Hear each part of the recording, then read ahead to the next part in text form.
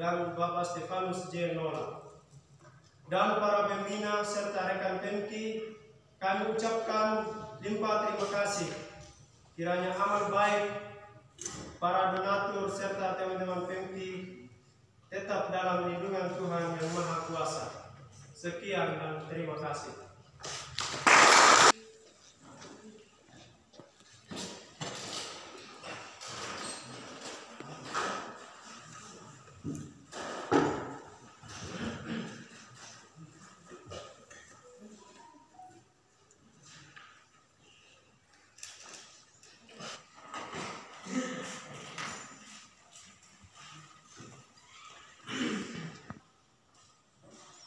Para yang bertugas kami persilahkan untuk mengambil tempat di podium.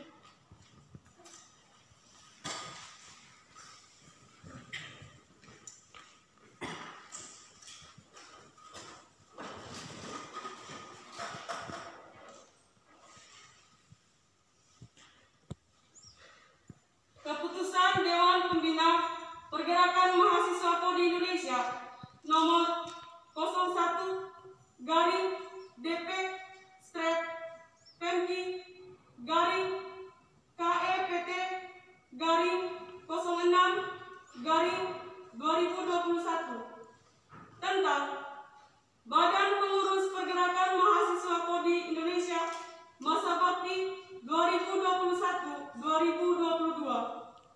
menimbang 1 dan seterusnya, mengingat 1 dan seterusnya, memperhatikan 1 dan seterusnya, memutuskan menetapkan keputusan Dewan Pembina Pergerakan Mahasiswa Kodi Indonesia tentang Badan Pengurus Pergerakan Mahasiswa Kodi Indonesia masa bakti 2021-2022. Ke-1, mengangkat mereka yang nama-namanya tercantum dalam lampiran keputusan ini untuk melaksanakan fungsinya sebagai Badan Pengurus Pergerakan Mahasiswa Kodi Indonesia masa bakti 2021-2022. Kedua, Badan Pengurus tersebut pada diktum pertama bertugas dan bertanggung jawab atas penyelenggaraan kegiatan pergerakan mahasiswa Kodi Indonesia. Ketiga, keputusan ini berlaku sejak tanggal ditetapkan, yaitu 5 Juni 2021 sampai dengan tanggal 5 Juni 2022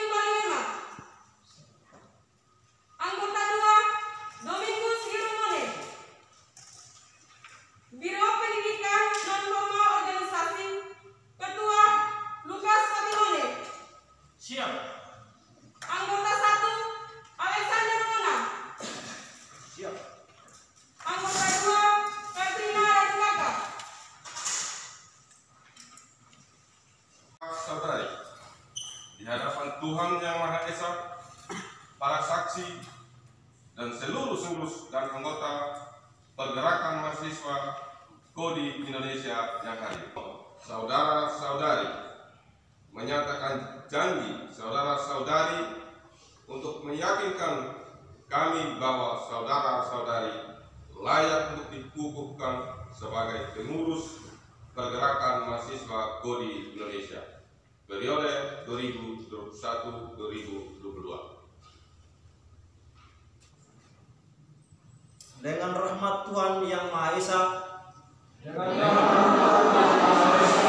kami berjanji bahwa satu, kami akan setia dan taat kepada aturan yang berlaku di dalam organisasi pergerakan mahasiswa Kodi Indonesia.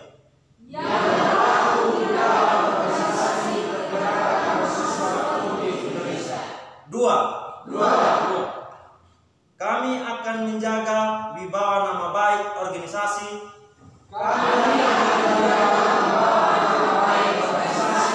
pergerakan mahasiswa Kodi Indonesia. Tiga, kami akan menjalankan segala aturan organisasi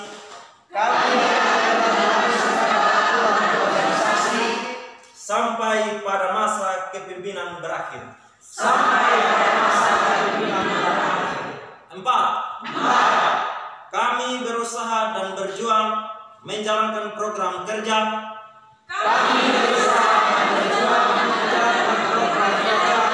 pergerakan mahasiswa Kodi Indonesia. Lima, kami akan mengutamakan kepentingan daripada kepentingan pribadi. Karena tekad dan keseriusan janji saudara-saudari di hadapan forum yang terhormat ini, kami sebagai Dewan Pembina menyatakan bahwa kami bersedia melantik saudara dan saudari dengan memohon rahmat Tuhan Yang Maha Esa berasaskan Pancasila, disaksikan oleh forum yang terhormat pada tanggal 5 bulan Juni tahun 2021.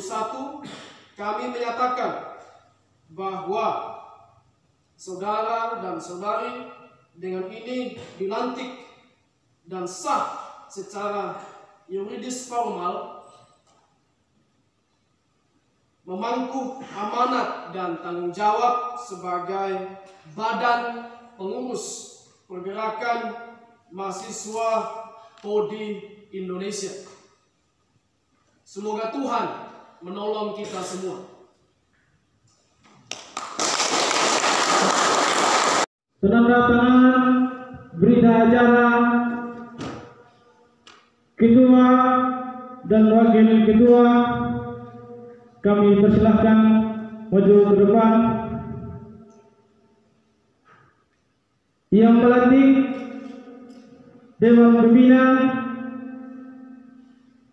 Bapak Justinus Gangguate, Bapak Bonifasius Kalimega. Yang dilantik Emmanuel Monen, Yosef Mario Pandi Anelo.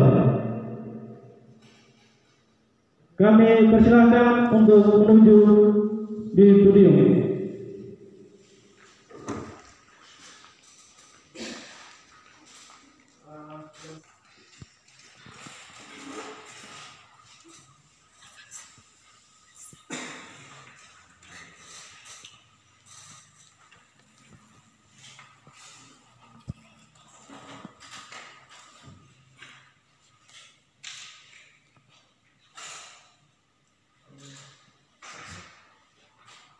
Saksi utama, saksi satu, Ketua Temkri Cabang Temulawang waktu dan tempat kami persilahkan untuk menuju podium.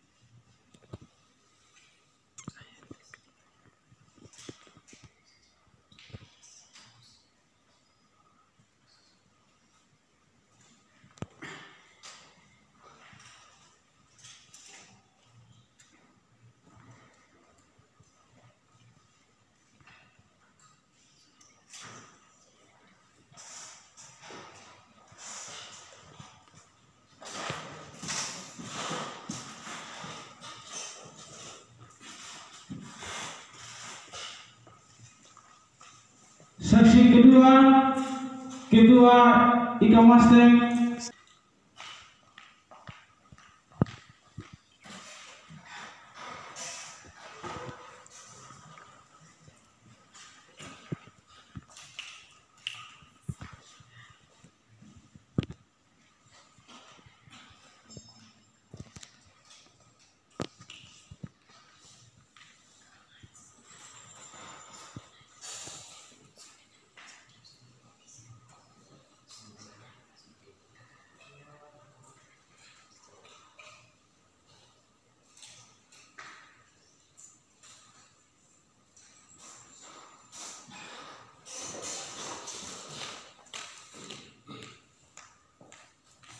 Saksi keempat, Ketua IMR.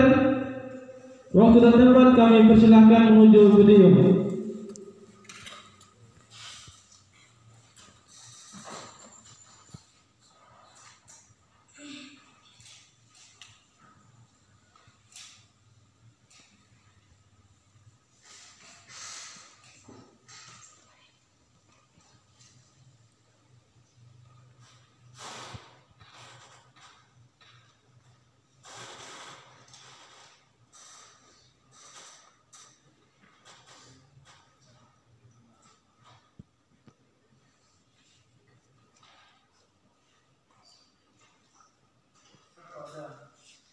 Ketua dan Ketua terlantik mewakili Badan Pengurus Pergerakan Mahasiswa Kodi Indonesia.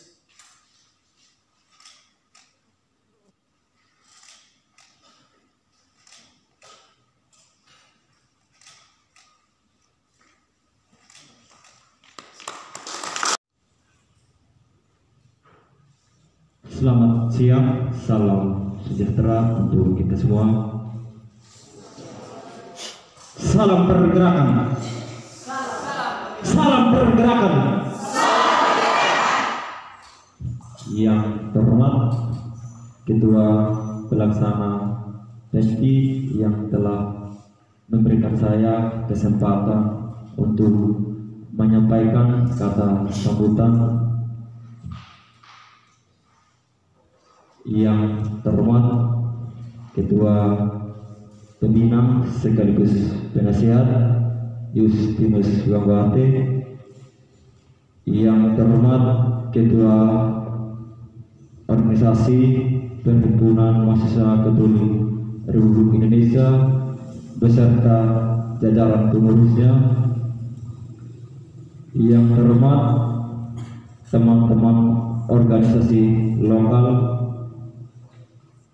dan yang saya hormati teman-teman seperjuangan, singkatnya hadirin yang hadir pada kesempatan siang hari ini. Kita sebagai manusia beriman patut kita panjatkan puji syukur atas berkatnya.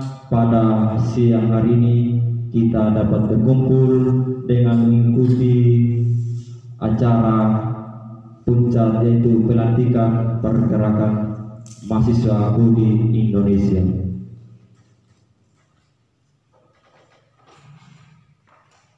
Saya ucapkan limpah terima kasih kepada para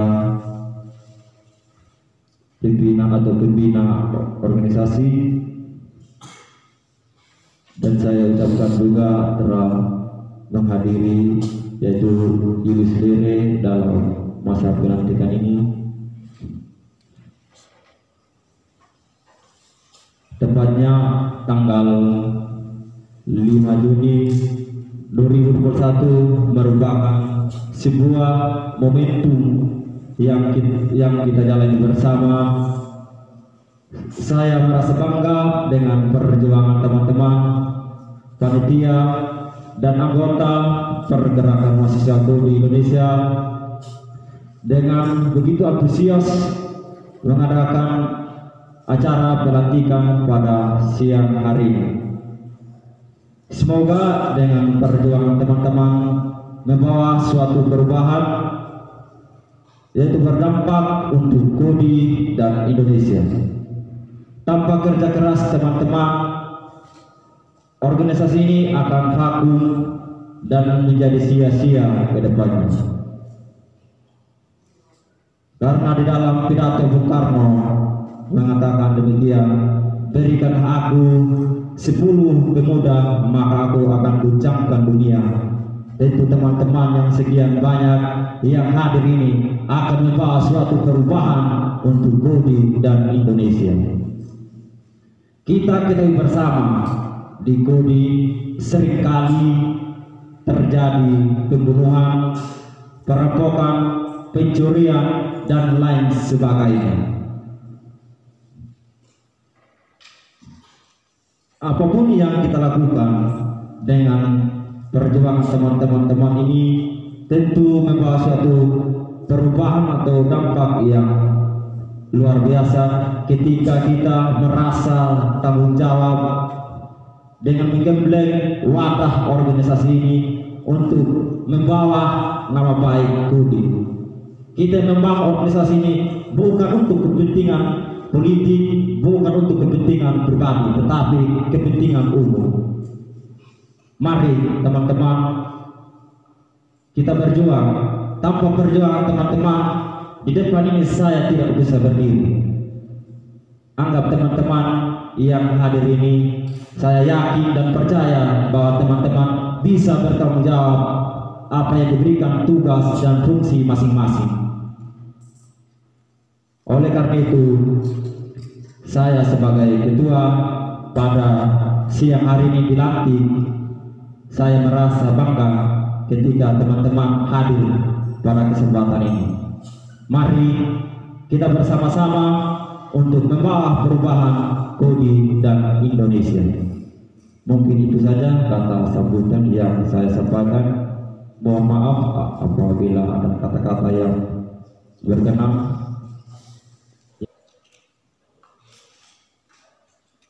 Salam pergerakan.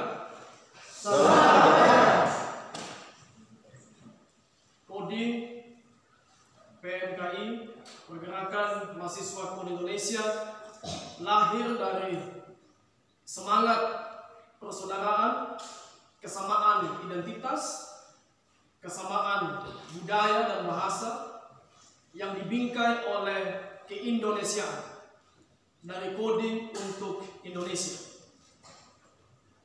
Yang kami hormati Ketua PMPRI Cabang Tambolaka, yang kami hormati Ketua Umum dan Wakil Ketua Umum Badan Pengurus Pergerakan Mahasiswa Kodi Indonesia, yang kami hormati Ketua Ikatan Mahasiswa Sumatera Tengah, yang kami hormati Ketua Ikatan Mahasiswa Tanah Riau, yang kami hormati Ketua Ikatan Pemuda dan Mahasiswa RAI. Puji dan syukur kehadirat pemilik alam semesta yang telah mengizinkan kita untuk bersama-sama menghidupi hari yang bersejarah pada hari ini di tempat ini.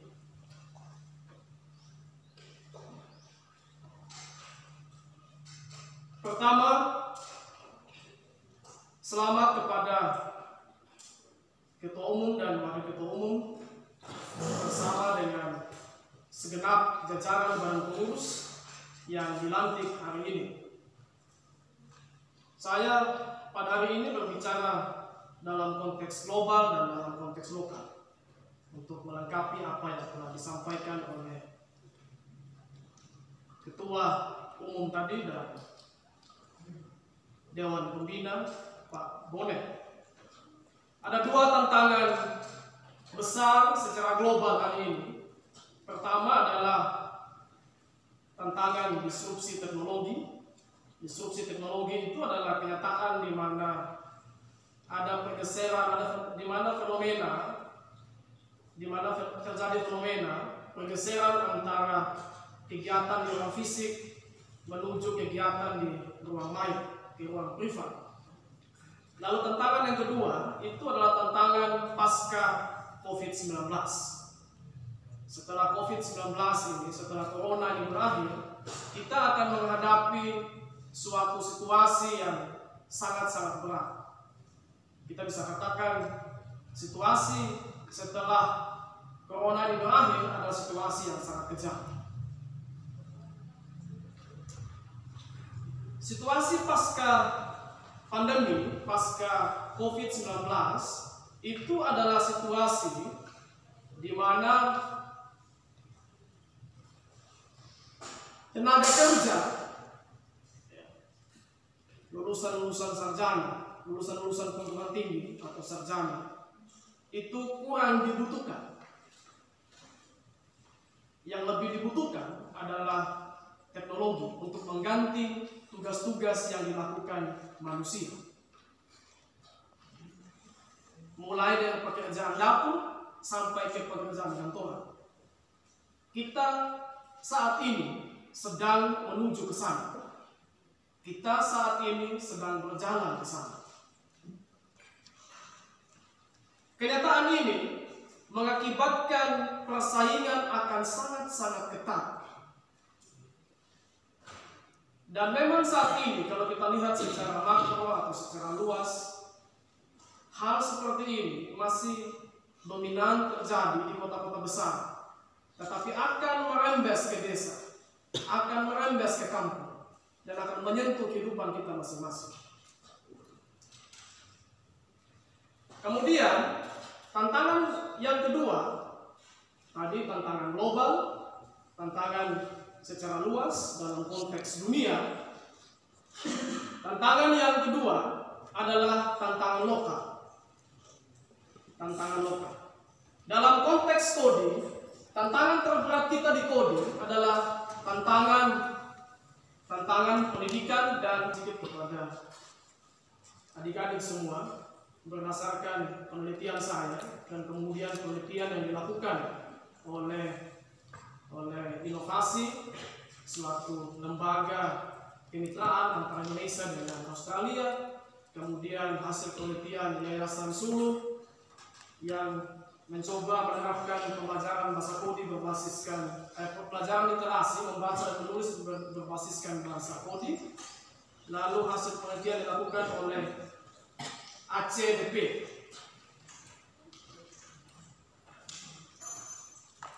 Mereka menemukan bahwa di kode kenyataan yang terjadi dalam pendidikan kita itu anak-anak kemampuan literasi, kemampuan membaca dan menulis itu sangat rendah. Sangat rendah. Bahkan ditemukan ada yang sudah kelas 6 SD masih belum bisa baca. Itu yang pertama. Dan ini terkonfirmasi dengan fakta saya wawancara beberapa kepala sekolah SD baik di Kodi Utara, di Kodi, kemudian di Bangeto dan di Belaga. Dan jawaban mereka senada dengan hasil penelitian itu. Ini fakta tentang pendidikan yang terjadi di Kodi. Masih jauh dari harapan kita yang ideal. Bagaimana seharusnya kualitas pendidikan yang baik. Masalah-masalah sosial juga cukup menggejala di Kodi saat ini. Apalagi tidak lama lagi kita masuk musim lapar. Kemarin kita panen beberapa waktu yang lalu, dan kita sedang menuju ke musim lapar. Karena habis panen, padi itu dijual atau dibayar utang kerbau dengan menggunakan padi. Selesai padi. Maka memunculkan perilaku-perilaku moral yang kurang sesuai di ruang-ruang sosial kita. Kemudian hal lain yang terjadi, paradigma masyarakat di Kodim saat ini itu belum bergeser. Kita belum mengalami pergeseran pola pikir, pergeseran cara pandang di Kodim saat ini. Untuk kita semua tahu, saat ini di dunia orang lagi berpikir untuk menyelamatkan diri ketika kiamat itu terjadi. Ketika kiamat terjadi, ada ilmuwan-ilmuwan top di dunia seperti Elon Musk, seorang ilmuwan dan kemudian seorang pengusaha, itu sedang melakukan eksperimen, kemudian penelitian, lalu menghasilkan produk-produk teknologi untuk membawa manusia dari bumi ini pindah ke planet lain ketika dunia ini kiamat. Kita di Kodim hari ini yang dilakukan adalah menghabiskan untuk berkelahi, untuk cabut parang, untuk minum mabuk di pinggir deker, lalu bicara yang tidak produktif, bicara yang tidak membuat kita maju selangkah lebih baik. Ini yang terjadi hari ini. Kemudian dari sisi ekonomi, saya kalau kebetulan rumah saya di Belaga. Kalau saya ke Belaga, saya biasa ke sana itu melalui Rara atau melalui Ede, Jawa Barat atau Jawa Selatan. Ada hal yang menarik ketika melihat fakta ekonomi kita, baik dalam konteks ini yang sering saya lihat itu di Mangeno dengan di Belaga. Ada hal yang menarik ketika melewati Wejewa kemudian masuk ke daerah Kodim. Ketika berada di daerah Kodim, saya menemukan bahwa kemajuan ekonomi sangat luar biasa. Sangat luar biasa. Tapi ketika kita masuk ke wilayah Kodim, itu sangat memprihatinkan. Sangat memprihatinkan. Ada perbedaan, ada ketimpangan ekonomi yang cukup jauh antara Wejewa dengan Kodim. Dalam konteks ini Lara dan Mangeno bahkan maupun Belaga. Ini tanggung jawab kita. Maka kehadiran pergerakan mahasiswa Kodim Indonesia itu menjadi sangat-sangat strategis, menjadi sangat-sangat penting, menjadi sangat-sangat krusial. Kita hadir tidak sekedar hadir. Kita hadir untuk membawa perubahan. Kita hadir untuk bergerak dan kemudian berdampak bagi minimal lingkungan kita di sekitar kita. Sehingga kemudian kita bisa memberi sumbangsi yang lebih besar untuk Kodim, untuk Sumatera Barat Daya, untuk Sumba, untuk NTT, dan untuk Indonesia pada akhirnya. Dan kehadiran PMPI ini bukan kehadiran yang biasa-biasa saja, bukan kehadiran yang sederhana. Ini adalah ruang penyiapan,